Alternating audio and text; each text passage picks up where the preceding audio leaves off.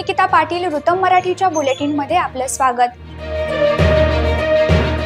तामिळनाडूतील विविध जिल्ह्यांमध्ये गुरुवारी पोंगलच्या निमित्ताने आयोजित जल्लीकट्टू उत्सवात 7 जणांचा मृत्यू झाल्याची बातमी समोर येत आहे। तर गर्दीतून बैल पळवण्याच्या या खेळात एकाच दिवसात 400हून अधिक जण जखमी झाल्याची माहिती मिळते। गुरुवारी कन्नल पोंगल दिवस होता। या दिवशी तामिळनाडूत सर्वाधिक जल्लीकट्टू हा खेळ खेळला जातो।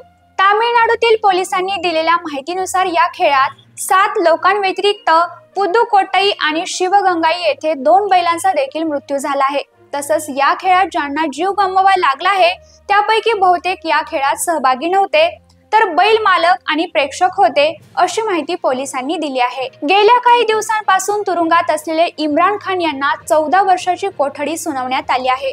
पाकिस्तानच्या एका न्यायालयाने माजी पंतप्रधान इम्रान खान आणि त्यांची पत्नी बुशरा बीबी यांना अल कादिर ट्रस्टशी संबंधित भ्रष्टाचार प्रकरणात शिक्षा जाहीर केली आहे।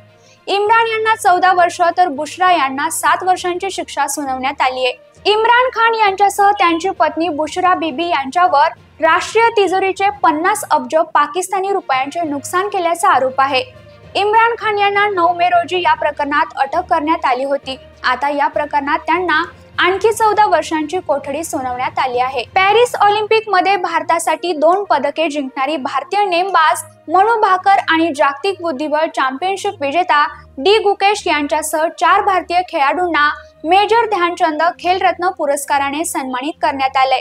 राष्ट्रपती द्रौपदी मुर्मू यांनी या खेळाडूंना राष्ट्रपती भवनात पुरस्कार प्रदान केले आहेत। मनू भाकर, डी गुकेश यांच्यासह पुरुष हॉकी संघाचा कर्णधार हरमनप्रीत सिंग आणि पॅरा ॲथलेटिक प्रवीण कुमार यांना या पुरस्काराने सन्मानित करण्यात आले आहे। या कार्यक्रमाला क्रीडा मंत्री मनसुख मंडाविया आणि इतर केंद्रीय मंत्रीही उपस्थित होते। खेलरत्न व्यतिरिक्त इतर 34 खेळाडूंना क्रीडा क्षेत्रातील उत्कृष्ट कामगिरीसाठी अर्जुन पुरस्काराने देखील सन्मानित करण्यात आले। छत्तीसगडमधील बिजापूर जिल्ह्यात सुरक्षा दलांनी नक्षलवादाविरुद्ध मोठी कारवाई करत 12 नक्षलवाद्यांना ठार केलं आहे। ही कारवाई 6 जानेवारी रोजी विजापूरमध्ये सुरक्षा दलाच्या ताफ्यावर झालेल्या हल्ल्याचा बदला मानला जातोय, ज्यामध्ये 8 सैनिक शहीद झाले होते। नक्षलवाद्यांनी सुरक्षा दलांच्या ताफ्याला लक्ष्य केले होते आणि IED स्फोट घडवून आणला होता, ज्यात गाडीचे तुकडे झाले होते। गुरुवारी नक्षलवाद्यांविरुद्ध कडक कारवाई करताना सुरक्षा दलांनी गुरुवारी 12 नक्षलवाद्यांना ठार केलं। यासह या महिन्यात राज्यात वेगवेगळ्या चकमकीत ठार झालेल्या नक्षलवाद्यांची एकूण संख्या 26 वरती पोहोचली आहे। राज्यातील सर्वात चर्चेतील लाडकी बहीण योजनेबाबत देखील एक मोठी अपडेट समोर आली आहे।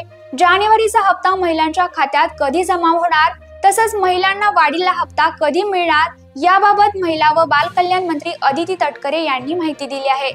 अदिती तटकरे यांनी सांगितलं आहे की लाडकी बहीण योजनेचा जानेवारीचा हप्ता राज्य सरकार 26 जानेवारीच्या आधी वितरित करण्यास सुरुवात करेल। या संदर्भात आर्थिक नियोजन आम्हाला अर्थ खात्याकडून महिला व बाल विकास विभागाला प्राप्त झाला आहे।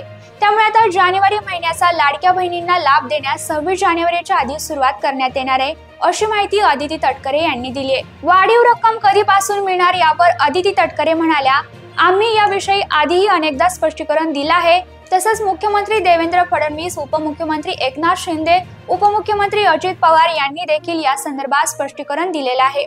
आता नवीन अर्थसंकल्प मांडण्यात आल्यानंतर राज्यातील लाडक्या बहिणींना 2100 रुपये देण्याबाबत सकारात्मक विचार करण्यात येईल। मात्र तोपर्यंत तरी लाडक्या बहिणींना 1500 रुपयांचा लाभ आपण देणार आहोत, असं त्यांनी स्पष्ट केले। तर या होत्या आतापर्यंतच्या ठळक बातम्या। उद्या पुन्हा भेटू अशाच महत्त्वाच्या घडामोडींसोबत। धन्यवाद।